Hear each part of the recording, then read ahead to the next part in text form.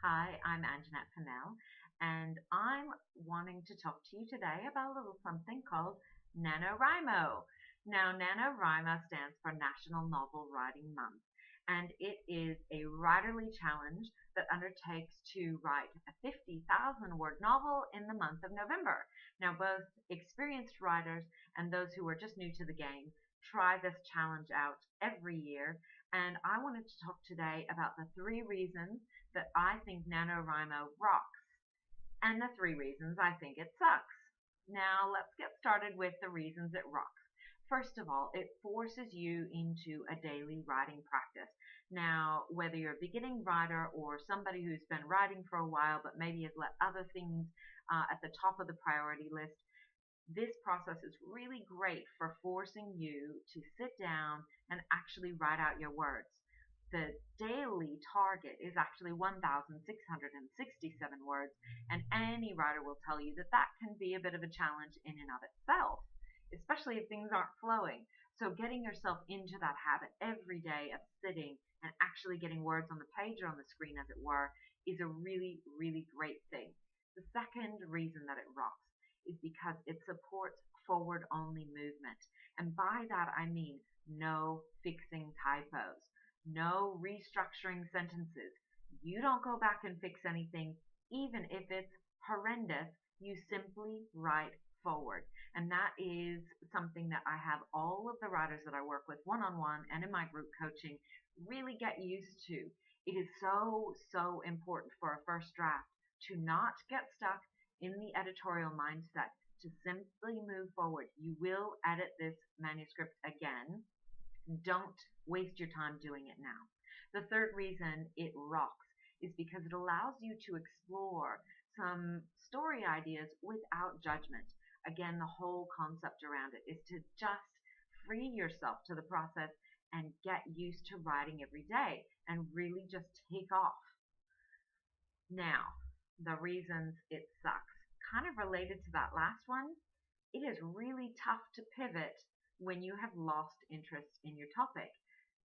If you come up with a story idea and a few days in, or God help you, a week or 2 weeks in, you have lost all interest in your topic, you're going to have a really hard time getting down that 667 words a day. I guarantee you. The other reason it sucks is because a month and 50,000 words are not actually a novel. Now, a standard adult novel in traditional publishing terms is anywhere between 80,000 and 100,000. You know, a few more, a few less. In YA, you might be able to get away with sort of 50,000 words up to 65, 70,000 words. And then, of course, fewer words if you're writing junior fiction. But let's get real here. Most experienced authors will tell you that when they go through their first edit, they cut a significant portion of their words. And so if you're cutting away from 50,000, you really don't have a novel on your hands. However, you do have a really great start. Now, the third reason I think that it sucks is that the focus is on the word count and not the story. And let me be really clear with you, story is key. It's all about the story. If you don't have a beginning, a middle, and an end, then you don't have a story. You've got a really great opening scene, or you've got a lovely happy ending, but you haven't got a story. And that's not going to carry your reader from the beginning of your writing to the end. However, you can totally make NaNoWriMo work for you. And here is how. First of all, story map. Don't wait until the 1st of November to start prepping yourself. And this isn't cheating. The challenge is to write the content for your novel from the 1st of November to the 30th. But prep is not included in that. And so I highly recommend you do that prep. Now, if you don't know how to write a story map, there are, I am sure, lots of free resources online. Otherwise, send me an email and I will send you to someone who can definitely help give you a boost with that for very, very little money. If you're very serious about it, it is worth it. It is worth it if you want to make this month's worth of writing count. The other thing is, I'd really love for you to release judgment and enjoy the process.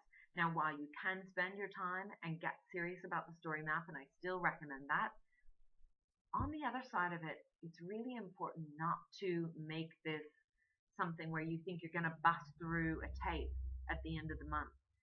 It would be great to get your 50,000 words or more if you're really, really in the flow. But the way to get into the flow is to release yourself to the process of words on the page and writing forward, like I said at the beginning.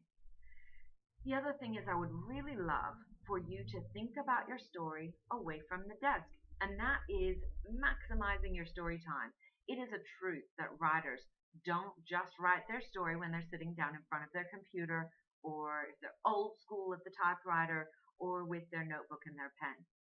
They are writing their story and honing their story as they're walking around during the day at the park, washing dishes, getting groceries, whatever it is.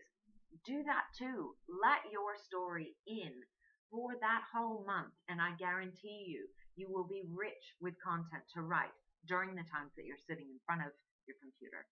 And the last thing is, make it a fun way to actually add to your writerly toolkit. Don't take yourself too seriously. That's what the don't edit this is all about. Really get used to what works for you when you're writing and enjoy it. Really get into it. That's the fun of being a writer.